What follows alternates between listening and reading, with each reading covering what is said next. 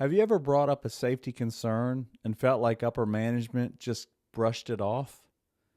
Well, it is really frustrating. That's one of the most frustrating parts of being a safety manager is when you feel like you don't have the buy-in you need from upper management. In this episode, I want to talk to you about how you can change that. I want to talk to you about how you can get upper management to buy into safety so that you can do your job better and people don't get hurt. Let's jump in.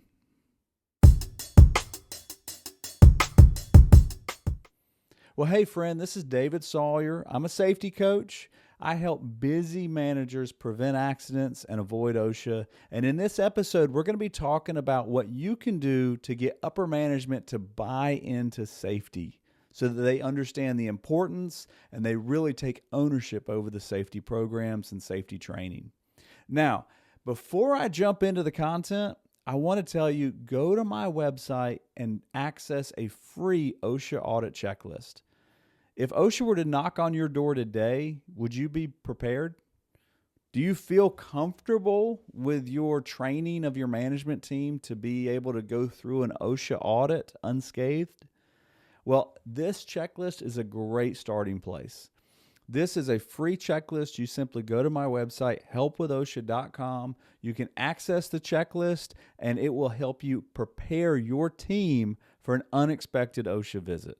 There's even a bonus video in there where I show you exactly what you need to do step by step to prepare your team as I walk through the checklist with you. So make sure you do that today. It is well worth your time. Now, let's talk about buy-in. I came across a really interesting statistic that I found not really surprising, but just something I wish more people knew. 70% of accidents would be reduced if upper management bought into safety programs. Just to kind of explain that a little bit more, the statistic came across and said that organizations with highly engaged employees, driven largely by a leadership commitment, report 70% fewer safety incidents. That means if your upper management is engaged and your employees are engaged, people don't get hurt. If you are buying into safety, people don't get hurt. And that leads me to one thing that is sometimes an unsettling fact, but it's just true. Safety starts at the top. You can't have a grassroots safety program. It doesn't work. Your company leadership has to buy into safety. And instead of seeing safety as a cost, as something they're paying money to, they need to see safety as an investment, something that's keeping the best workers working so they're productive and the company makes money instead of spending money on claims and OSHA citations. Okay? We want to see safety as an investment, not as a cost. And that's why it's important when you're talking with management and you're trying to get them to understand the importance behind making a change in safety, investing in a new piece of equipment, investing in new PPE, investing in a training program. You got to think in terms of dollars. Oftentimes, safety managers think in terms of compliance. Don't do that. Don't think in terms of compliance. Well, we have to do this, and we need to do this, and we should be doing that. That just doesn't matter to upper management. They want to know what's going to be my ROI. What's my return on investment? It sounds cold and calculating, but it's true. So use metrics to paint a picture. And what I mean by that is you can use all kinds of statistics and data to help you support your change that you're trying to implement. Like I said in the very beginning, if you've ever brought up a safety concern to upper management and you felt like they just kind of brushed you off, it's really simple. They don't see it as that important. And usually it's because they see it as a cost instead of an investment. If you can show that statistically speaking, this is the smart move to make an investment in this kind of new PPE, right? If we can invest in a new glove that's going to reduce cuts on the hand by 40%, and then that 40%, we go in there and we figure out how much money did we pay for insurance claims last year for hand injuries. You go, well, gosh, last year we paid $60,000. Do a little bit of math and say, hey, according to my statistics, if we buy these gloves, we're going to be saving about $30,000. All of a sudden you go, wow, that just makes sense. We're going to prevent $30,000 of lost time injuries by buying these gloves. That's a no-brainer. You want to paint a picture using the statistics that you have. Here's something that's important to remember. Data appears to logic, meaning data appeals to logic. I mean, not appears, appeals. Data appeals to logic. So oftentimes people that are in finance, they want to know the numbers. They don't want to know the feelings. Emotion and stories appeal to your feelings. What you want to do is not use one or the other. If you only use data and logic to try to prove a point with upper management, it's just going to be like, well, I'll pull out some numbers and they'll prove you wrong, right? Statistics can prove anything. So we want to make sure that we're using a mixture of a story. You know, Jim was out of work for 4 days last month because of this hand injury. If we had this glove, the hand injury wouldn't have happened, and it would have saved us X amount of money for the injury that it was caused. So we're trying to tie emotion and logic together in order to have something that actually holds. So something else that helps out a lot, sometimes safety is kind of in a vacuum, and the safety manager, i.e. you could be the one that's just in charge of it. You're in charge of it. Well, if you have an incentive program and you're giving out a little bit of money every month, have management give out that money. If you have a safety meeting every month, have management do the kickoff. Have the manager do the kickoff for the safety meeting. I know when I had to do a department meeting with a certain department every month when I was a safety manager on site at a company, and every month I'd go in there and I would always have the department manager open up the meeting. He would kick off the meeting. He would talk about some details with production, and then he would pass it over to me to do safety, and then I'd pass it back to him at the end. And the goal was to have him take some ownership over that meeting. Not only does it give employees the visibility of putting safety with that manager, so that when they see something unsafe, they know, hey, this guy, he's supporting us. He's on our team. He wants us to be safe. So you want to make the management person visible, and also ask for their input. Don't just go in and tell them, hey, we're going to buy these new gloves and it's going to save us a lot of money. Ask their input, because people feel a sense of ownership over something when they have supplied information to it. So ask for input and ask for assistance, kicking off meetings, giving out any kind of safety-related information. If you can get people involved in toolbox talks or safety talks, that goes a long way. You want to get people involved. The more visible, the more ownership there's going to be over the safety meeting. If I have a company that invites me in to do a training, and then the plant manager is too busy to come into the training, I know that company is in trouble. Now, I'm not saying the plant manager isn't busy, but he should at least be there in the beginning to make a cameo, to put his face on it, to put his stamp on it, to approve what's being done. That makes so much of a difference. Now, another way to get manager buy-in is to have quick, cheap wins.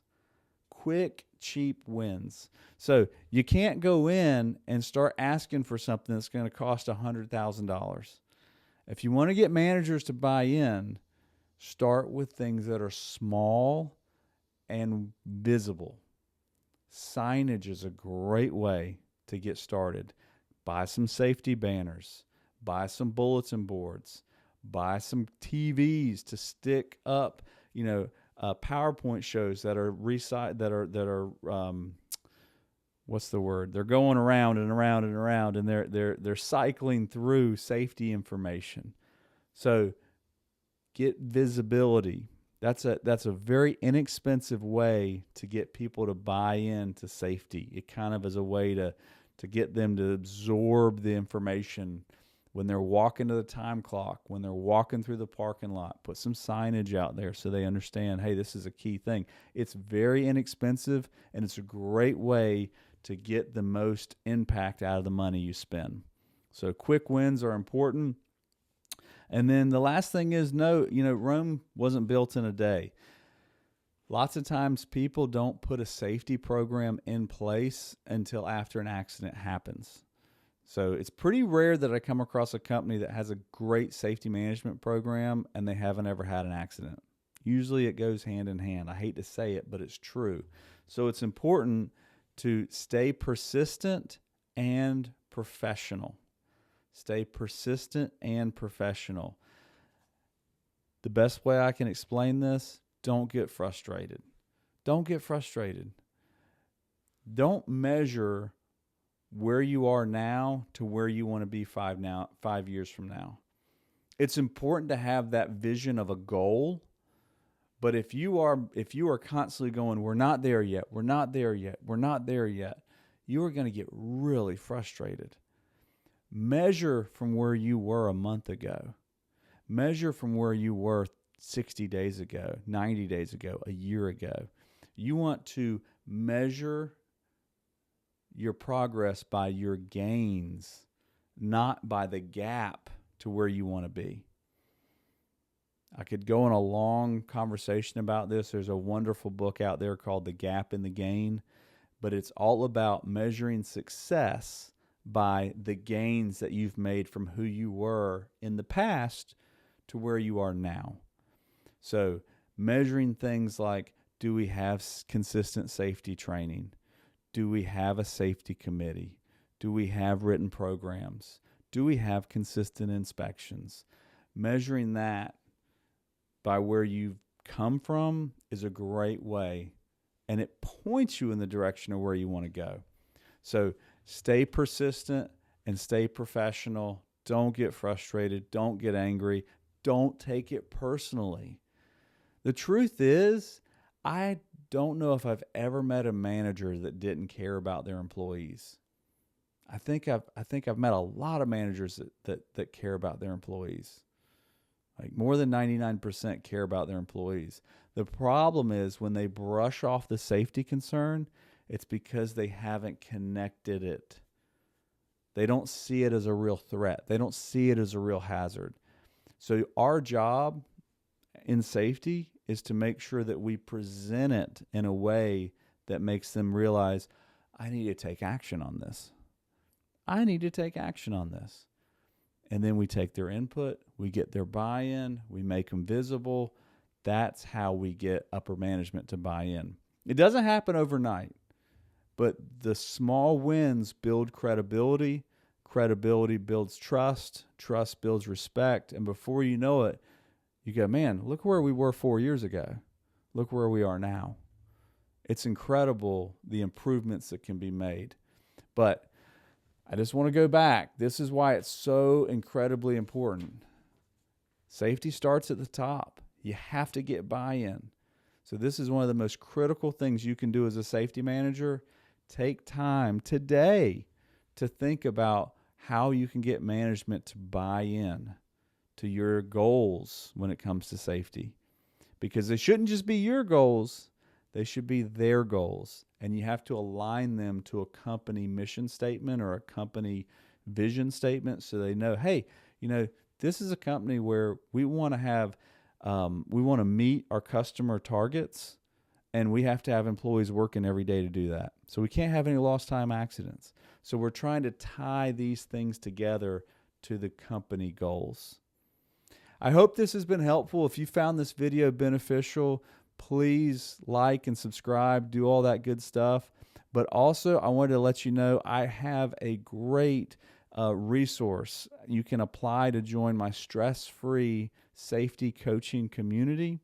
And in this coaching community, I have a course called Safety Starting Point. You have free access to the course when you get into the community, but the way it works is Safety Starting Point is a course that helps you understand exactly what you have to do to build a total safety management system. It walks you through step by step, week by week, how to do it. And it is a fantastic course. It's a course that I made that I wish I had when I was a new safety manager. So you can go to my website, helpwithosha.com, and you can access information to apply to join the membership. It's an exclusive membership of safety managers, but if you're watching this video, odds are you will probably meet the requirements to get in. So go ahead and go to my website, check that out. Until we talk again, do everything you can to keep the people you work with safe, because no one should get hurt at work.